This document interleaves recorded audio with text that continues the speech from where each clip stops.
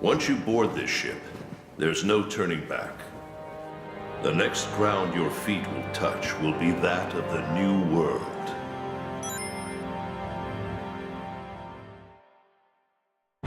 You know what I love? Monsters. You know what I also love? Hunters, kind of. Now, stay with me. Imagine a world of those two things. That's right, Banjo-Kazooie Monster Hunter World.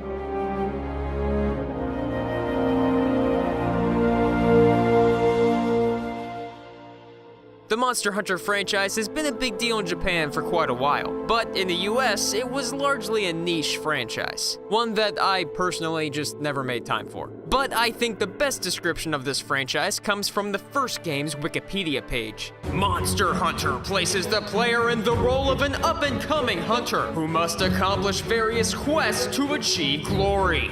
That is like the most overdramatic thing I've ever heard in my life. There is a story here, and like 99% of it is focused on a giant elder dragon named Zora Magdaros. And oh my god, the writers of this game, they just can't get enough of this guy. They talk about him all the time. The latest monster to make the Elder Crossing is known as Zora Magdaros. Zora Magdaros? Zora Magdaros. Zora Magdaros. Zora Magdaros. Zora Magdaros. Zora Magdaros. Zora Magdaros. Zora Magdaros. So, wait, what are we hunting again? Zora Magdaros! Yeah, I'm not following you. So, in order to hunt Zora...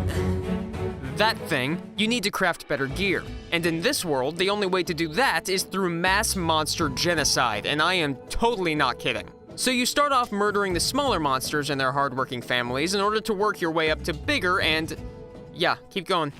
Keep going. Almost there. There you go. Even bigger monsters, who apparently have no families because they are alone. You can then use their hides to craft even better armor and weapons, which allow you to take down even bigger monsters and...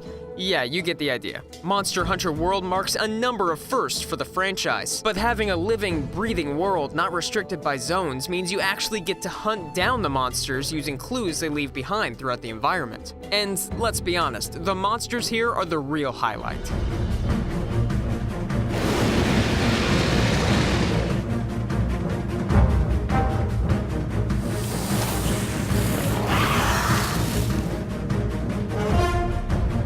You'll see some of the smaller creatures scatter when they see predators, and they'll even fight each other if one ventures too far into another's turf.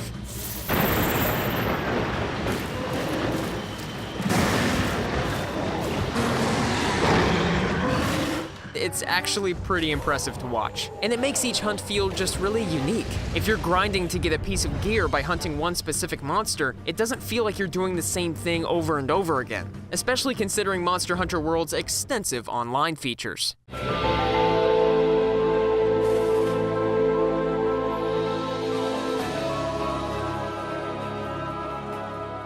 If you're ever struggling on a hunt, you can launch an SOS flare for other players to take advantage of, allowing them to join in at the cost of an adjusted difficulty spike. Or if you already have friends lined up, you can plan to tackle a quest that way. Basically, if you're used to playing alone, you can still totally do that. But if you'd like some company, it's almost always there. I'm never alone. Never. I won't lie, gameplay takes some getting used to. Prepare to be absolutely bombarded by tutorials early on. There are 14 unique weapon types, each with upgrade trees that require different components to progress. Your armor can also be upgraded, but it's much more streamlined. Each of the weapons has a particular style that it caters to, though the basic rule here is the bigger the weapon, the heftier the damage, and the slower you are. I, for one, tended to stick with the Insect Glaive, which gives you a fair amount of mobility at the cost of doing less damage than most of the other weapons. But they run the gamut, from giant bows to swords that turn into axe sword things, to a bagpipe hammer. Wait, what the fuck? Honestly, there's just too much of this game to talk about in a 6-minute long video. I haven't even got to mention the fishing, palicos, yes, that's what these adorable little things are called, investigations, expeditions. I mean, there's a lot here, and it all pretty much knocks it out of the park.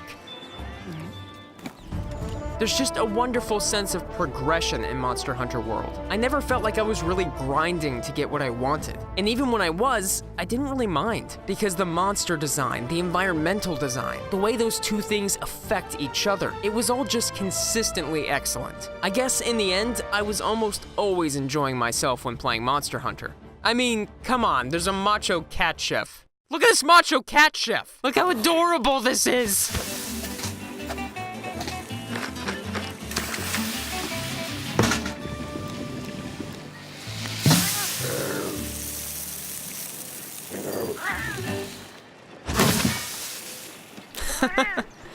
Possum. Thank you all so much for watching this video. I've got some more videos just like this on my channel, so feel free to stop by and say hi. And I think that's just about it. See you guys in the next video.